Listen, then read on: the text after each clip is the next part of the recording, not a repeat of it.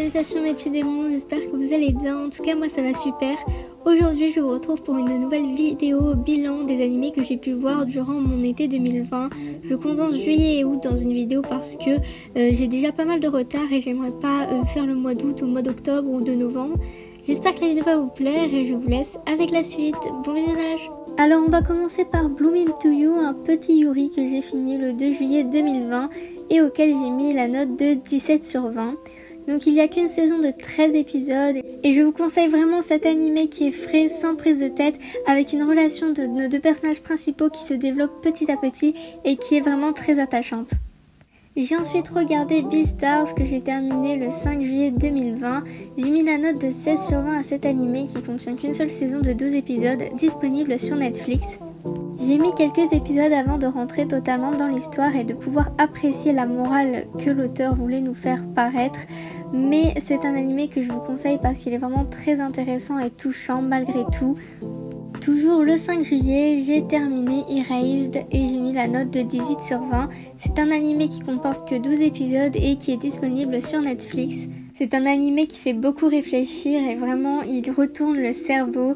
On a des retournements de situation juste incroyables et prenants. Je ne saurais pas vous dire à quel point, mais c'est incroyable. Je vous conseille vraiment ce seinen. Et en plus de ça, les personnages sont très attachants, donc quoi de mieux. Ensuite, j'ai terminé Banana Fish le 8 juillet 2020 et j'ai mis la note de 19 sur 20 à ce chef-d'œuvre qui comporte une seule saison de 24 épisodes.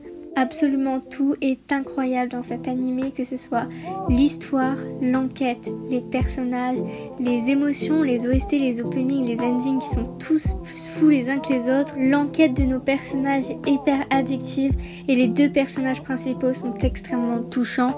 Et la fin est brisante, vraiment je ne saurais pas quoi dire de plus. Elle m'a brisé le cœur et je crois que je m'en remettrai vraiment jamais. Ensuite, le 13 juillet, j'ai terminé Bungo Stray Dog qui est l'un de mes animés préférés et je lui ai mis la note de 18 sur 20. Il y a 3 saisons, 3 fois 12 épisodes et je peux que vous conseiller cet animé, franchement. Allez regarder Bungo Stray Dog, personne ne peut être déçu. Les graphismes sont géniaux, les OST aussi, les personnages sont bien développés et assez touchants. Ils ont tous une histoire et surtout on a des combats les gars, mais vous n'êtes pas prêts en fait, des combats à couper le souffle et une intrigue qui est prenante, mais regardez Bungo Stray Dog et vous m'en direz des nouvelles. Le 15 juillet, j'ai terminé Violet Evergarden avec la note de 19 sur 20. Il y a une saison et 13 épisodes et comment dire, cet animé m'a fait pleurer à chaque épisode. Ça retranscrit tellement bien l'univers et les émotions de la guerre. On a des graphismes mais à couper le souffle et un protagoniste, donc Violette, qui est extrêmement attachant et je sais pas comment vous expliquer, mais cet animé fait passer vraiment par toutes les émotions. Le 17 juillet, j'ai terminé Angels of Death et j'ai mis la note de 17 sur 20. C'est un animé qui comporte une seule saison de 16 épisodes. C'est un animé basé sur un jeu vidéo à la base, donc ça se ressent un petit peu dans l'animé. On a cet esprit de palier à gravir, mais franchement j'ai adoré. C'est un animé très psychologique. Il fait vraiment beaucoup réfléchir et les personnages sont tous très intrigants. On se demande vraiment qu'est-ce qui se passe dans leur tête. Et petite mention spéciale pour le personnage de Zach que j'aime mais beaucoup trop. Il me fait vraiment trop rire. Durant tout l'animé, il est juste trop drôle et très attachant. Orange que j'ai terminé le 18 juillet et j'ai mis la note de 20 sur 20. J'étais obligée, c'est un animé de une saison et de 13 épisodes. Rien que de devoir en parler, j'ai limite les larmes aux yeux tellement cet animé m'a touchée. Mais je saurais vraiment pas dire à quel point il m'a touchée tellement il m'a percuté en plein cœur. Littéralement, j'étais pas du tout prête à ça psychologiquement. Toutes les émotions des personnages sont extrêmement bien retranscrites et l'histoire est très originale et poignante. Franchement, j'ai rien à dire, c'est un shoujo mais qui peut plaire à absolument tout le monde. Ensuite, je me suis regardé un yaoi, Sekaiichi Hatsukoi, le 26 juillet 2020. Il y a 2 saisons de 12 épisodes chacune et j'ai mis la note de 17 sur 20. J'ai beaucoup aimé ce yaoi parce que il met en lumière le métier d'éditeur et de mangaka ainsi que les difficultés de ces métiers. Puis les relations des personnages sont également très intéressantes et évolutives. Ça casse pas trois pattes à un canard comme on dit, mais c'est plutôt sympa entre un shonen ou un seinen. Puis le tout dernier animé que j'ai regardé durant le mois de juillet, c'est Free. Je l'ai terminé le 29 juillet et je lui ai mis la note de 17 sur 20. Cet animé comporte 3 saisons de 12 ou 13 épisodes chacune. Donc Free est un animé de sport basé sur la natation. C'est légèrement répétitif au cours des 3 saisons, mais c'est tellement prenant et les personnages sont tellement attachants et évoluent tellement bien tout au long de l'animé que forcément ça donne envie de continuer à regarder. Donc également comme animé de transition en fond quand on fait ses devoirs ou etc. Je trouve que c'est quand même vraiment sympa. Et on passe maintenant aux animés que j'ai visionnés en août. Il y en a un petit peu moins qu'en juillet, mais le 2 août, je me suis mise à jour dans Fruit Basket et je lui ai mis la note de 19 sur 20. Il y a 2 saisons avec la deuxième qui est encore en cours. Alors où je fais la voix off de cette vidéo, il y a 23 épisodes de sortie. J'ai eu un réel coup de cœur pour cet animé parce que pour moi on a un mélange parfait entre l'univers du shoujo et du fantastique, de nombreux personnages qui sont tous aussi attachants les uns que les autres et on a en bonus un petit triangle amoureux qu'on a du mal à départager même si personnellement j'ai ma petite préférence. Ensuite, le 3 août, je me suis regardé un petit film sur Netflix, Loin de moi, près de toi, et je lui ai mis la note de 17 sur 20. Le film dure 1h45 et je l'ai vraiment beaucoup aimé. Le gros point fort de l'animé pour moi, c'est l'animation qui est vraiment très très belle. On a une histoire qui fait énormément penser à l'univers du studio Ghibli et je pense que c'est fait exprès. Donc on a les graphismes, l'univers fantastique et notamment la personnification des animaux comme par exemple dans Le Voisin Totoro. Le seul bémol du film, c'est le personnage principal qui pour moi est insupportable sur le premier tiers du film. J'avais envie de la baffer la fille mais c'est pas grave.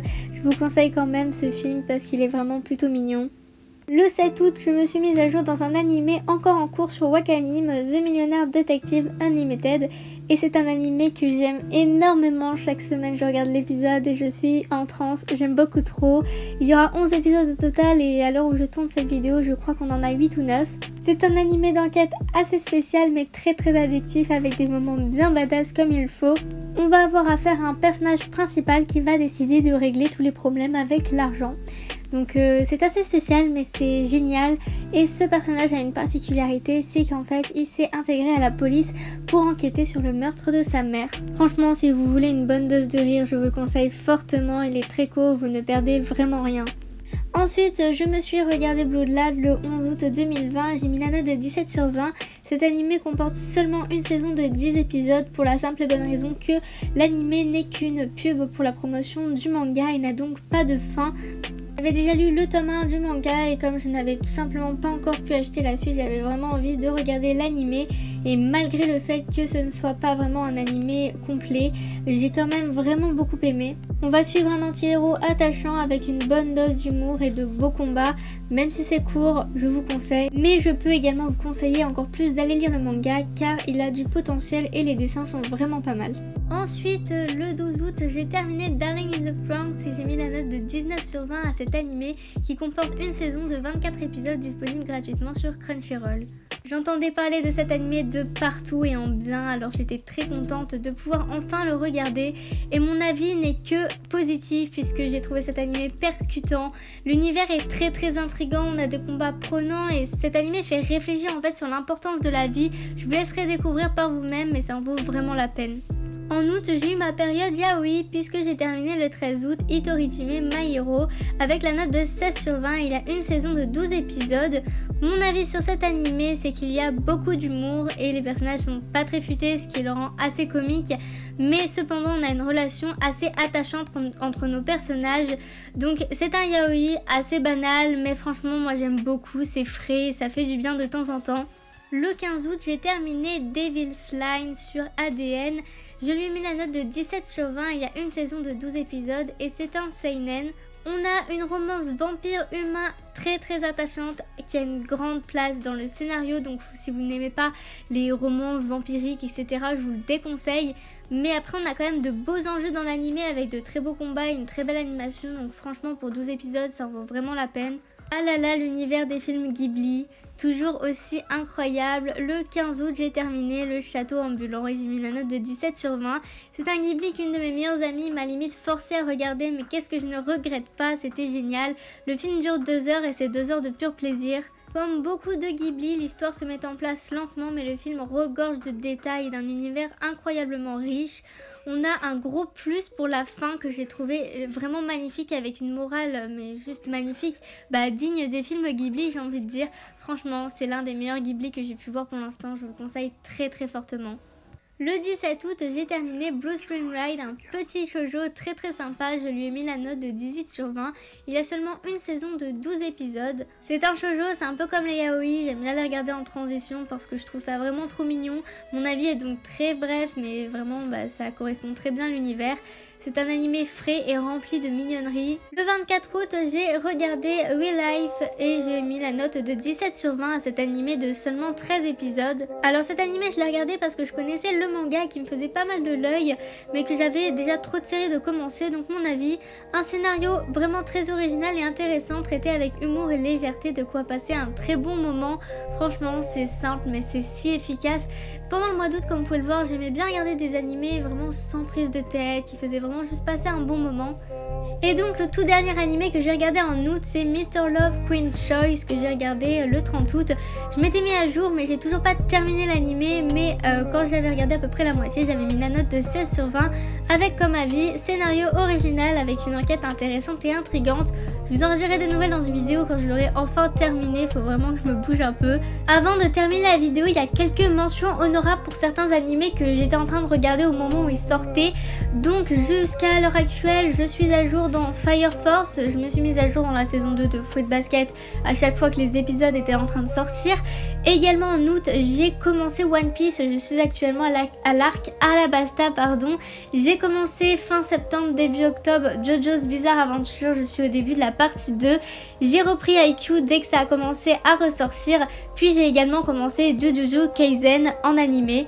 Je me suis permise de vous citer certains animés que je regarde encore à l'heure actuelle ou que j'ai regardé en septembre et en octobre, car je pense pas faire de vidéo présentation de ce que j'ai regardé ces mois-ci, car avec la reprise des cours, je n'ai clairement rien regardé hormis justement les animés en cours et ceux que je vous ai présentés là.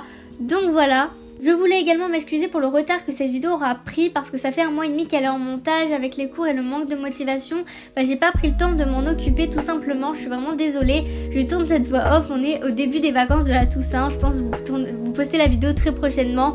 En tout cas, si la vidéo vous a plu, n'hésitez pas à lâcher un pouce bleu, à commenter la vidéo ou à vous abonner si ce n'est pas déjà fait. Et sur ce, moi je vous souhaite de très bonnes vacances et à la prochaine. Bye tout le monde!